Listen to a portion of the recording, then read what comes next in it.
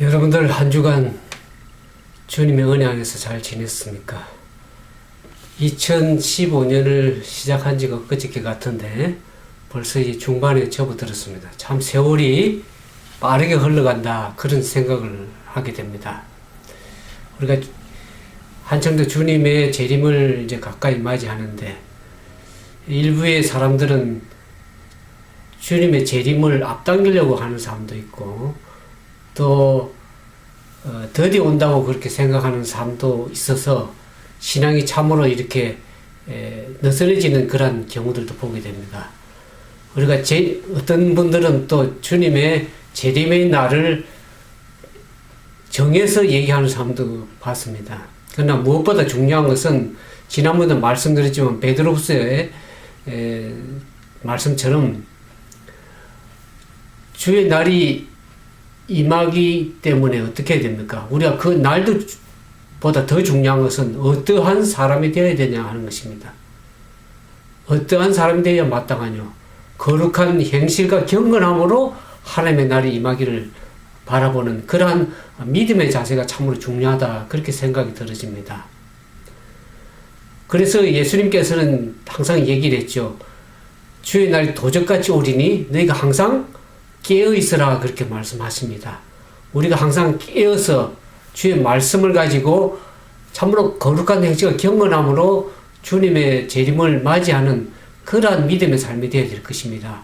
우리가 역사적인 예수님의 재림의 어떤 날도 맞이하겠지만 우리가 그 안이라도 개인적인 종말로서 잠들 수가 있는 사람들이기 때문에 우리는 항상 깨어있어서 주님의 말씀을 순종하고 그 뜻대로 살아가는 그런 믿음의 신앙의 자세가 더 중요하리라고 그렇게 생각이 들어집니다.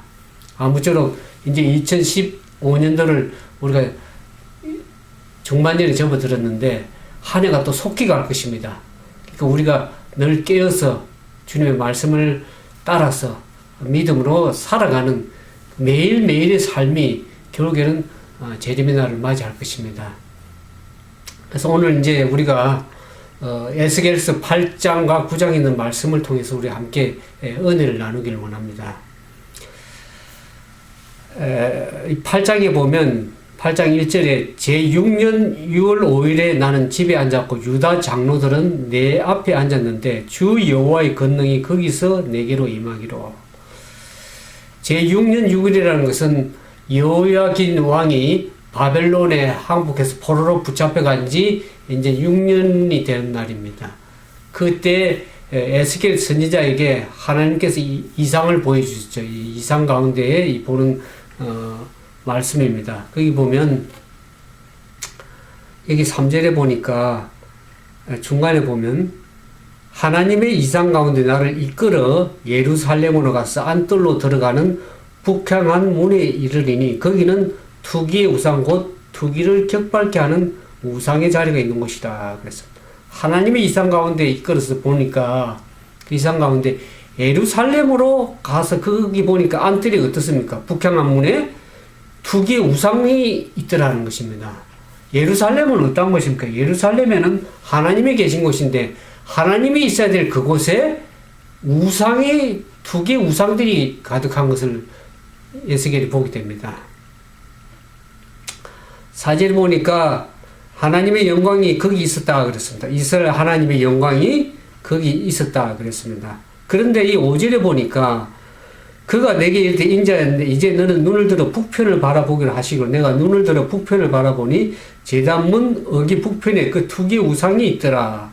그가 또 내게 이르시되 인자야 이스라엘 족속이 행하는 것을 보느냐 그들이 여기서 크게 가증한 일을 행하여 나로 내 성소를 멀리 떠나게 하였느니라. 너는 다시 다른 큰 가증한 일을 보리라 하시더라 그랬습니다. 하나님께서 아까 북향왕문 안뜰에 그게 투기 우상이 가득하다. 여기 보니까 북편에 제단문 어기 북편에도 투기의 우상이 있더라 그랬습니다. 그러면서 아까 3절에는 4절에 보니까 하나님의 영광이 있었는데 여기 지금 6절에 보니까 하나님의 영광이 어떻다 그랬습니까? 그러니까 이스라엘 족속이 행하는 일을 보느냐 그들이 크게 여기서 크게 가증한 일을 행함으로 나로 성소를 멀리 떠나게 하였다 그랬습니다. 예루살렘에서 하나님이 계신 그곳에 우상이 가득한 그곳에 하나님이 있어야 될 곳에 우상이 가득했습니다.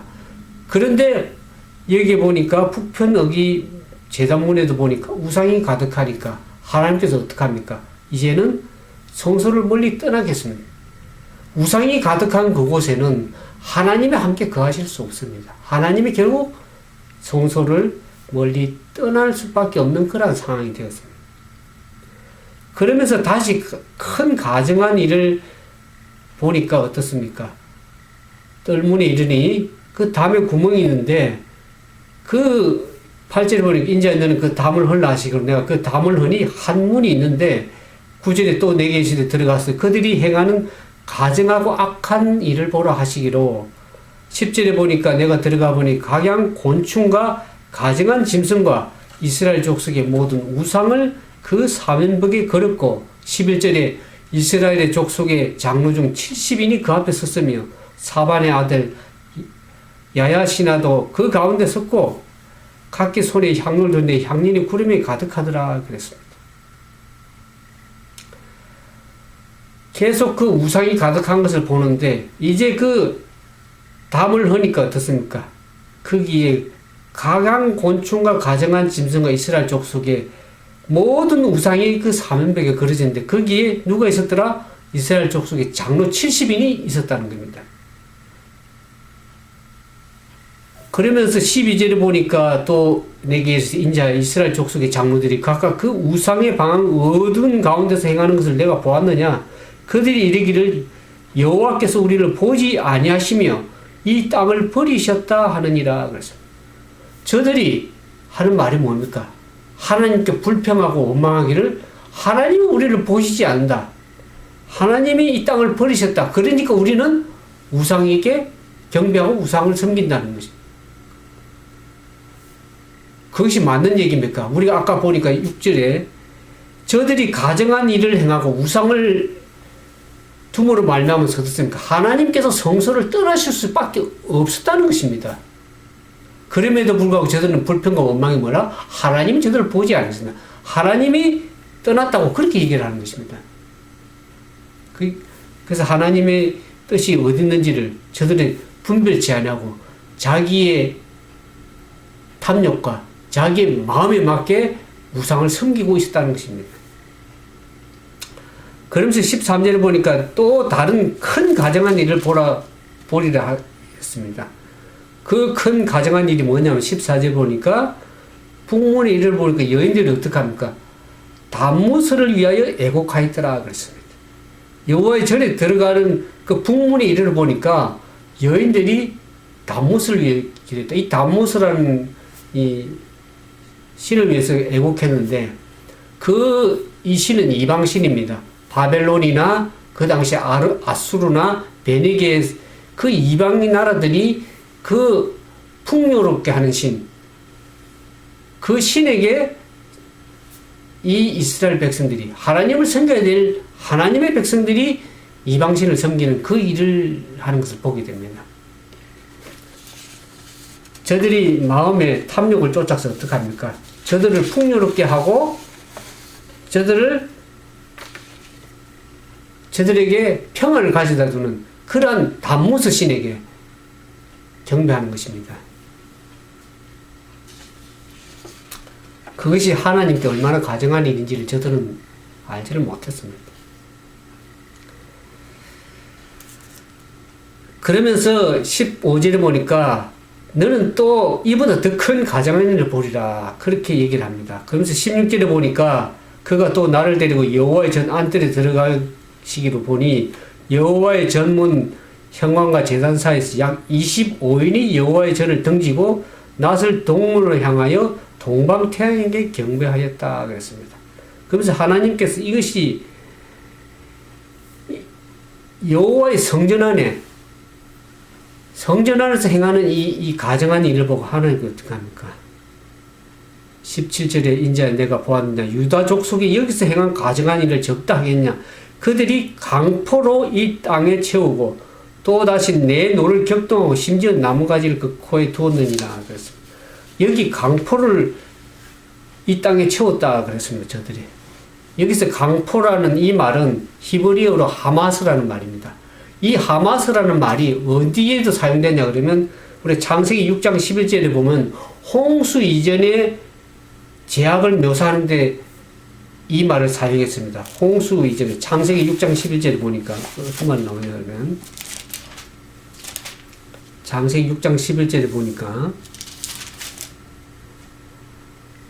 때에 온 땅이 하나님 앞에 회개하여 강포가 땅에 충만한지라 그랬습니다. 노아 홍수로 하나님께 심판하기 전에 그 땅에 그들의 악함이 어떻습니까? 강포가 땅에 충만했다. 이 강포라는 말을 여기 지금 에스겔서 9장에 있는 이 강포하고 동일한 하마스라는 말을 썼습니다.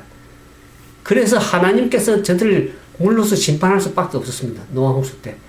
원래 이 에스겔서 보니까 유다 백성들이 행하는 그 가증하고 악한 일들이로 인해서 강포가 땅에 충만했다. 노아 홍수 이전의 시대처럼 그렇게 악함이 충만했다는 것입니다. 그래서 하나님께서 결국 저들에게 심판할 수밖에 없었다는 것을 우리가 이해하게 되는 것입니다.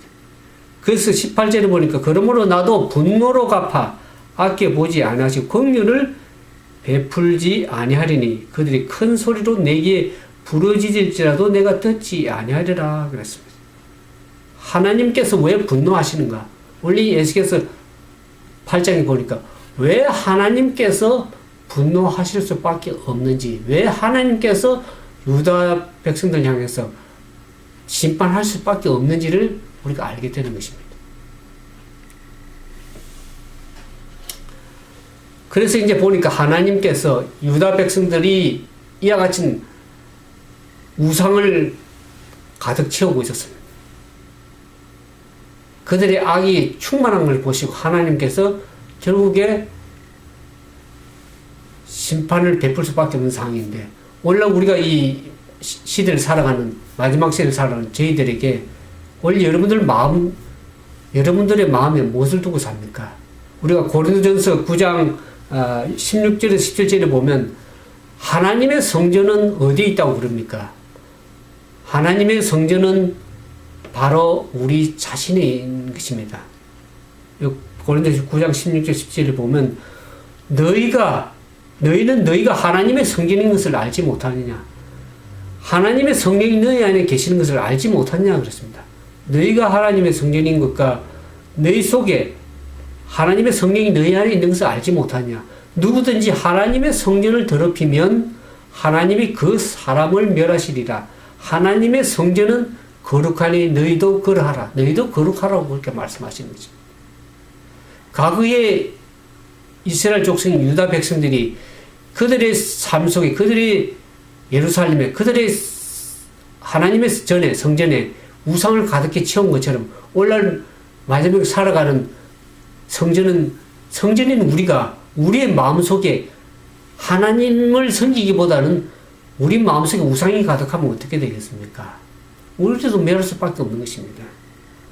오늘날 우리의 마음속에 우리의 육체의 욕심을 따라, 정욕을 따라 우리의 우상을 가득 채우고 우리의 탐욕, 우리의 이기심, 욕망들을 마음을 우상을 가득 채운다 그러면 어떻게 되겠습니까? 하나님께서 그걸 보시고 하나님께서도 그 성소를 과거에 떠난 것처럼 하나님 성령이 떠날 수도 있는 것입니다. 우리가 우리의 마음을 말씀으로 깨끗하게 하고 우리의 죄악을 회개하고 돌이키고 그 우상들을 버리는 일을 우리가 해야 될 것입니다. 만약 그렇게 버리지 않으면 어떤 문제가 생기는가? 우리 에스겔서 9장에 보니까 이 심판을 행하는 모습이 나옵니다. 9장에 보니까 그가 큰 소리로 내게 외쳐가지고 이 성읍을 가나라는 자들로 각기 살육하는 기계를 손에 들고 나오게 하라 하시더라. 여기 보니까 이제 이 심판을 행하는 모습이 나옵니다. 하나님께서 성읍을 가나가는 그 자들에게 살육하는 기계를 들고 기계를 들고 손에 들고 나오라 그랬습니다. 성읍을 가난하는 그 자들이 이제는 심판을 행하는 자들로 나오는 것입니다. 저들이 하나님을 섬기기보다는 우상을 섬기고 하나님의 분노를 일으키고 악을 행함으로 말미암아서 결국 하나님께 심판할 수밖에 없는데, 여기 이제 2절에 보니까 내가 본 적 6사람이 북향한 인문길로 쫓아오는데 각 사람의 손에 살육하는 기계를 잡았고 그 중에 한 사람은 가는 베옷을 입고 허리에 서기관의 먹그릇을 찾더라. 그들이 들어와서 노제단에 서더라 그랬습니다. 여기 이제 사람을 보면은 하나님의 심판을 행하는 천사를 말씀을 우리가 생각할 수 있습니다. 근데 그 6사람 중에 살육하는 기계를 잡았는데 그 중에 한 사람이 가는 베옷을 입고 먹그릇을 찾더라 그랬습니다. 그러면서 3절에 보니까 거룩에 머물러 있던 이스라엘 하나님이 영광이 올라 성전 문지방에 이르더니 여호와께서 그 가는 베옷을 입고 서기관의 먹그릇을 찬 사람을 불러 이르시되 너는 예루살렘 성읍 중에 순행하여 그 가운데서 행하는 모든 가증한 일을 인하여 탄식하며 우는 자 이마에 표하라 하시기로 그랬습니다. 그 한 천사의 먹그릇을 찬 천사에게 뭐라고 얘기를 합니까? 찬 사람에게 예루살렘 성읍에 순응하여 그 가운데 행하는 모든 가증한 일을 인하여 탄식하며 우는 자 이마에 표시를 하라는 것입니다. 이 표시를 하라는 것이 뭡니까? 표시를 해서 그 사람이 멸망당하지 않고 구원하시고자 하는 하나님의 말씀입니다. 이것을 보면서 우리가 이 출애굽 할 때 어떻습니까? 출애굽 할 때 애굽에 재앙이 내렸죠. 애굽에 열장이 내렸을 때 마지막 재앙이 장자를 죽이는 재앙입니다. 그럴 때 그들의 집 문설주에 어린 양의 피를 발라서 문설주에 바른 사람들은 천사가 왔을 때 그 피를 보고 넘어갔다 그래서 패스오버를 6월절이라 그럽니다. 그 장자가 죽임을 당하지 않고 패스오버를 됐다. 그래서 6월절을 지키는 6월절의 얘기가 나오는데요. 그런 것처럼 하나님께서 어떤 가정한 일을 인해서 탄식하고 우는 자에게 그들을 구원하기 위해서, 멸망당하지 구원하기 위해서 표를 하시는 겁니다. 이마에 하나님의 일을 찍는 표를 하는 것을 얘기를 합니다. 근데 이 이마에 표한다, 이 말을 우리가 이제 쭉 그 성경 찾아보면 이 하나님께서 이마에 인치는 얘기가 이 계시록 7장과 14장에 나옵니다. 우리가 계시록 7장에 보면 14만 4천인, 우리가 이제 이 마지막 시대를 살아가는 우리 하나님 백성들은 마지막 구원을 받아야 될 사람들인데, 이 14만 4천에 인치는 얘기가 나옵니다. 7절에 보니까, 계시록 7장에 이 일 후에 내가 내 천사가 땅에 내 모퉁이에 선 것을 보니 땅의 사방의 바람을 붙잡아 바람으로 하여금 땅이나 바다나 각종 나무에 불지 못하게 하더라. 또 보면 다른 천사가 살아계신 하나님의 인을 가지고 해 돋는 데로부터 올라와서 땅과 바다를 해롭게 할 권세를 얻은 내 천사를 향하여 외쳐가로되 우리 하나님의 종들의 이마에 인치기까지 땅이나 바다나 나무나 해하지 말라 하더라. 내가 입맞은 자의 수를 들으니 이스라엘 자손은 각 지파 중에 입맞은 자들이 14만 4천이라고 했습니다. 각 지파 중에서 12지파 중에서 입맞은 자가 1만 2천이라고 했더라. 12 곱하기 1만 2천 14만 4천인의 그 입맞는 자들이 하나님의 종들이 이마에 인치기까지 그 바람을 놓으려고 하는 내 천사를 향해서 붙들고 있으라고 이마 인치기까지 해하지 말라 그랬습니다. 이 바람이라는 것은 전쟁을 얘기하고 환란을 얘기하고 어떤 핍박을 얘기합니다. 그런 공중의 바람을 내 천사를 잡는 바람을 잡는 천사들이 사방에서 그 바람을 놓으면은 각종 재난들이 이르러 오게 됩니다.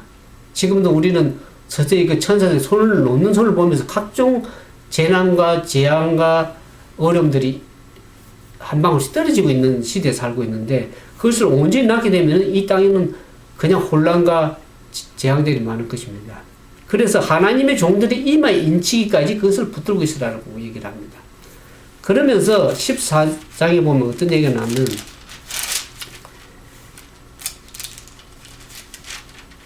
14만 4천인의 그 얘기 보면 마지막 구원받은 성도들 14만 4천에 대한 얘기가 나옵니다. 14장 1절에 보니까 또 내가 보니 어린 양이 시온산에 섰고 그와 함께 14만 4천이 섰는데 그 이마에 어린 양의 이름과 그 아버지의 이름이 쓴 것이 있다 그랬습니다.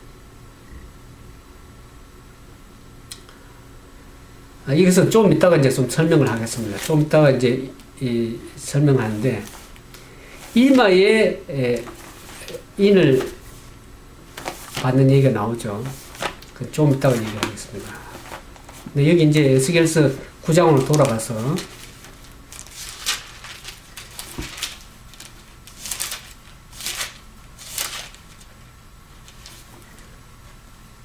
그 가운데 행하는 모든 가정한 일로 인하여 탄식하며 우는 자의 이마에 펴하라. 아까 그랬습니다.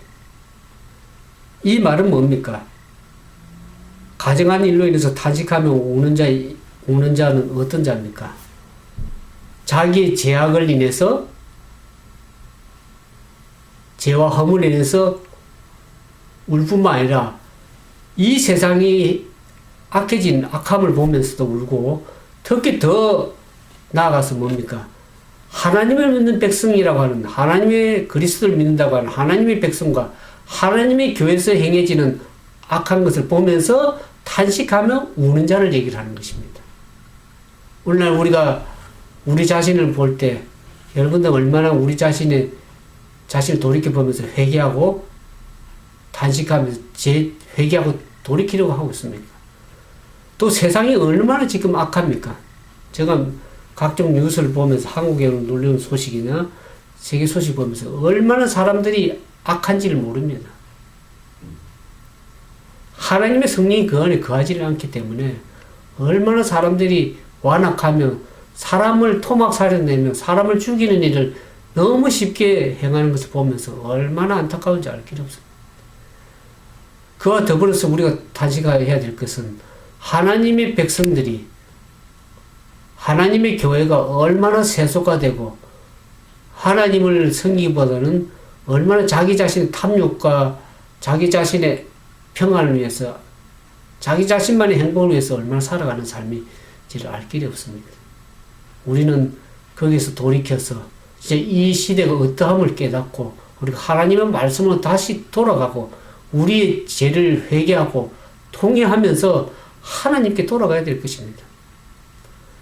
그리고 하나님의 말씀대로 순종하고 살아가지 않는 그 사람들에게 참으로 저들을 위해서 기도하고 저들에게 우리의 좋은 모범들을 보여야 될 것입니다.